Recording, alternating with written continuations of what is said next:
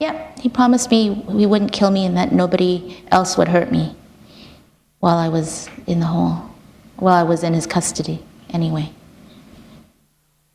I will respect that you don't want to talk about it a lot, but I think it's important that you wrote it in the book because, as you know, this has been something that other women who are foreign correspondents have been talking about, and that is what happens in the field, that women can be sexually assaulted, and they do not talk about it as journalists at all. We saw Lara Logan publicly speak about what happened to her in Tahrir Square in Egypt. There is another journalist who has reported on what has happened to her in Pakistan. A lot of women who aren't journalists are reluctant to publicly talk about sexual assault too, but there is something else about correspondents who won't talk about it, and I'm wondering what you think about the kind of attention this is getting now in the wider media. I think it was really brave of Lara Logan to come out and be so honest about her assault. It was horrible, and she was really open about it, and was able to be more brave than I am in talking about what had happened to her. So, and I'm glad that she did that, because I think something she said really struck me was that she said, women don't want to talk about this because it somehow, makes us vulnerable to something that our male colleagues, a male journalist, might not be. And nobody wants to not be sent on an assignment because of a risk like that, right? Like you don't want that to be a factor in whether or not your desk is going to send you somewhere, that you could be more vulnerable than somebody else for no other reason than you're a woman. Somehow doesn't make us equal. And I think maybe, she was right about why women haven't spoken out. Do you think that that it's good then that a number of women are speaking out? Do you think that will change the way the people in news organizations send people out? It will force them to sort of treat women, not worry about, like, if you want to go, not saying, I'm not asking this well, but just what message do you think it sends that women are willing to talk about it and say, well, that doesn't mean we still can't be journalists in these conflict areas? I think that will depend on how news organizations react, if they're going to allow Lara Logan to go back or allow me to go back, right? So far, they haven't, and I don't think Lara's been back either, but that might be her choice. It will depend on how news organizations react. But ultimately, if you're sending a reporter, whether or not you're a man or a woman, into a conflict zone, you know this, you've been to enough of them yourself, right? You send them with the proper precautions, right? With security, take all the precautions you need. Whether or not you're a man or a woman, that shouldn't make a difference, I don't think. I've got a list here. In fact, it was only a few days after you were released that we got word that David Rhoda of the New York Times was taken in Afghanistan. Jill Carroll, Christian Science Monitor. Alan Johnston, BBC in Gaza. Of course, Daniel Pearl, who was killed.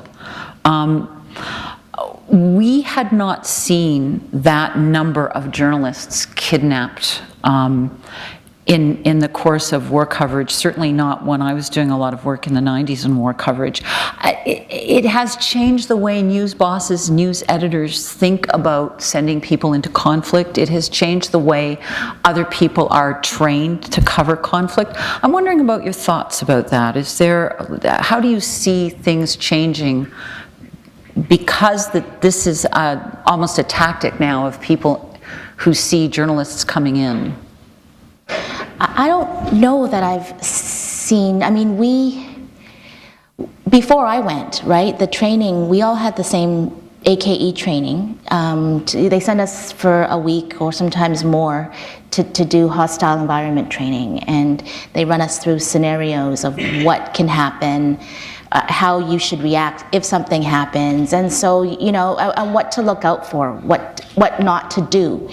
And you can sort of take all those precautions, but some stuff still happens, right? Like, so I don't know what more news organizations can do. Lara Logan had security with her, right? She had, I think, 1 or 2 security people with her, and she was still separated from them. So, I don't know. That's not a good answer either, but I guess I haven't seen how at least our organization has changed the way they do things in terms of sending people to these places, because I haven't been sent since I've been back, so I haven't been privy to what you have to do now, before you go out.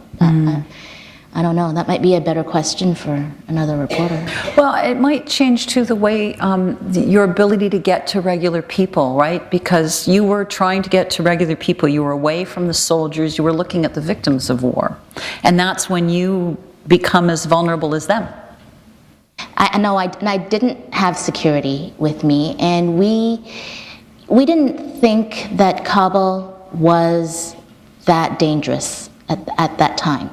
And we were careful, right? We did all the right things in terms of not setting a time to go somewhere. You just go whenever. We didn't stay too long, so we took all those precautions. We didn't have a security guard, but I almost prefer it that way. Otherwise, I wouldn't have been able to talk to as many people as I did, or spend as much time as, not that, half an hour, 45 minutes was that much time, but, if we had security with us, they would have probably had us out in half an hour. I want to get back to the idea that you don't know how long you're in this hole. You're there, and because we talk about the complexities of covering things, and I was really struck in your book at the complexities of the people who held you. And I want to go back to a little bit more about Khalid, who actually starts confiding in you about his love life and his girlfriend. But at one point he tells you he wants to be a suicide bomber. How did you react to that? Tell us about that conversation. I said, why? Why do you want to be a suicide bomber? Like, why would you blow yourself up and take people with you? Because I'll be a martyr. And he really believed that if he was a martyr, he would go to heaven and Jannat, right? And be blessed with 72 girlfriends. And I said, well, you have a girlfriend. How's she going to feel? And he goes, well, she'll be my wife, but I'll have girlfriends. And I said, no, if I was your wife, I don't think I'd be that happy about you having 72 girlfriends. He didn't quite understand that. It was a very funny conversation, because he was so adamant that, he was going to get these girlfriends by blowing himself up. And then he said, you know what, my wife will blow herself up too. We'll do it together. How worried were you that he would actually do something like that? Really worried. One day he said, I'm going to Kabul, might not come back, I've got something important to do. And I said, you got to come back. You can't do anything, until you're done with me, until you let me go. And he said, well, you'll know that I've done something. It'll be all over the news. He didn't then, but I think every time I hear about a suicide bombing in Pakistan, in Peshawar, or in Kabul or around there, I wonder if it was him, if he actually has done it. I don't know. And if he had disappeared, you were in that hole. He was kind of your connection to the world going on outside of that hole. Mm. So I needed him not to disappear. I think he got that he wasn't going to take on another assignment until, he was finished with me one way or another, but yeah, I needed to make sure that he knew that I needed him. Through all of this, as you say, you were writing in your journal, you were writing letters. There's a bit of a love story that winds through this book. Yeah, I guess you can call it that. I guess you can call it that. Tell us who was writing to you. Paul, who's my partner. You guys might know him as Paul Workman. He's the bureau chief for CTV News in Washington. And we had met in Afghanistan sort of the year before, and really got along. Started just writing emails to each other after we'd left, and we wound up back there at the same time. And then all this happened, so it really sort of developed, as funny as throughout that whole time I was in the hole. Those letters sustained me, and I thought he also might be writing to me too. At least I hoped he would. He was actually in Kabul with the group from CBC that was trying to figure out how to get you out. He had a code name. Yeah, he did have a code name. What was it? You have to remind me. Victor 7. It was Victor 7. There was Victor 6, 7, and 8. And Victor 6, I think, was Jamie Purdon, our then boss. Victor 7 was Margaret Evans, who some of you might know as our correspondent in Jerusalem. And then Paul was like Victor, yeah. They wouldn't let them go anywhere. They had security, even if Margaret needed to go to the drugstore, they followed her. They wouldn't let them go anywhere by themselves. It really frustrated Paul because he thought they weren't telling him anything and they wouldn't let him go anywhere. And I think he suffered more in some ways during those 28 days. You worried about the people outside who cared about you. You worried about them worrying about you. Sounds crazy, but it's true. Maybe it's, yeah. Because I knew I was okay, right? I knew, I'm in a hole, I've been stabbed, but I'm alive. But I couldn't communicate that. And that was frustrating, and I could only imagine, right, if I was my mother or my father or my sister or my friends, not knowing if I was even alive, right? They just didn't know. And I couldn't imagine sort of the anxiety and the grief and the pain all that would cause. I still feel bad about that. You call your book Under an Afghan Sky. Talk to us about that sky, because you didn't see much of that sky when they took you, but there was one night. It was one night when I saw the sky. I owe the title to my editor, Jim Gifford, who came up with the title. But the one night that I did see the sky was the most spectacular sky I've ever seen. It was the last week. Khalid and Shafir Gullah had taken me out of the hole, marched me again about 4 or 5 hours up a mountain, really literally up a mountain. I had nothing to really eat for the last 4 weeks, right? I was dragging, and they dragged me up to this mountain where we were going to spend the night, and of course I couldn't sleep because it was cold and it was rocky and I couldn't get comfortable. But I looked up and I'd never seen that many stars, shooting stars, just stars. It was bright with stars and the moon, and I'd never seen a sky that beautiful in my entire life. And that night actually sort of, I thought, wow, like if I wasn't in this situation, I never would have seen this. So I had to be a little thankful is the wrong word, but it was sort of weird how it worked out. I'll never forget that sky. I still see it.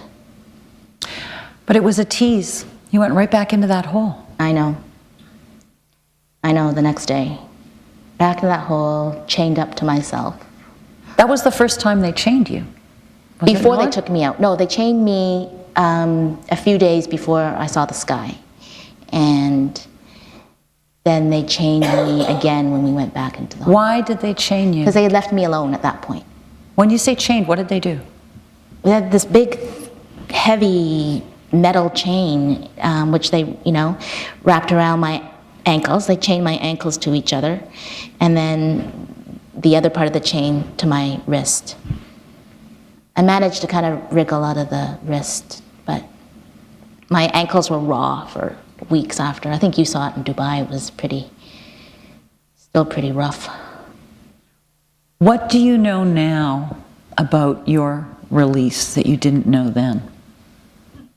How did you get out of there? With a lot of work. It was a lot of work on the part of our diplomatic corps. The ambassador, Ron Hoffman, who was Canada's ambassador to Afghanistan at the time, had a very good relationship with Appel Salon, who was then the director of he was the head of the Afghan Intelligence Service, the NDS, the National Directorate of Security. And he also had a very good relationship with President Karzai. And Ron really, I think, worked hard to put pressure on them to do something. They knew who my kidnappers were, the Afghan authorities, because it was a gang that had been doing this. So Ron really, I think, put pressure on them to do something, and they did. They ended up arresting the head kidnapper's whole family as they were trying to cross the border into Pakistan, and threw them in jail, and basically said, you know, we've got your mom in jail. If you want to see her again, you better release Mellissa. Which is not something that, you know, I would condone, but I'm sort of glad that no money changed hands. Khalid was upset about that. He wanted money. He wanted money. Yeah. That night that they released me, he was angry. And I wasn't sure if I was being released or executed, because they took me out of the hole, blindfolded me, and marched me for another hour, 2 hours with a gun to my back. So I didn't know if I was being handed over to the Taliban, executed, or released until pretty much when I got into the car. Tell us about that scene. What car? Who was there? It was surreal. We had really, you know, been walking for an hour, maybe 2 hours. It was cold. Khalid had to give me a coat because I was complaining. It was too cold. I was marched with a blindfold and a gun for half of that time, and I guess once we got to a place away from the town where I was being held, they took the blindfold off. They didn't want me to recognize anything about my surroundings. So, you know, after they took the blindfold off, I kind of felt better, that maybe I, you know, wasn't being executed after all. You know, when somebody puts a blindfold on you, really, it's kind of scary because you don't know, right? And you're being forced to walk. I don't know. Blind. I don't know, Mellissa. Sorry. But you know, once they took the blindfold off, I felt a little bit better. But then we came to sort of a side of the road, and I could make out these figures on the hill, right? Men dressed in black, and all holding guns. And I thought, oh man, could that be I thought the worst, right? It could be the Taliban, right? I'm being handed over to the Taliban. And then I saw these SUVs on the side of the road too, and there were two men sort of standing in front of one of the vehicles. Abdul Rahman seemed to know who they were. They turned out to be village elders, I think, in the end, that they were handing me over to, government people, government officials. And, you know, Khalid he held my hand, sort of, for the last half hour. We were just talking. And when I got up to those two figures, he said, go. Pushed me, and I didn't go. I didn't immediately go because I wasn't sure where I was going, right? So I kind of clung on to him for a second. He pushed me away. He said, go to Kabul, which was, you know, the code for you're okay, go home. So it wasn't until I got in the vehicle that, because the two guys they handed me over to didn't speak a lick of English at all. So I had no idea where I was going still, until I asked one of them if I could borrow a cell phone. And he gave it to me. And that's when I really knew that, it was okay.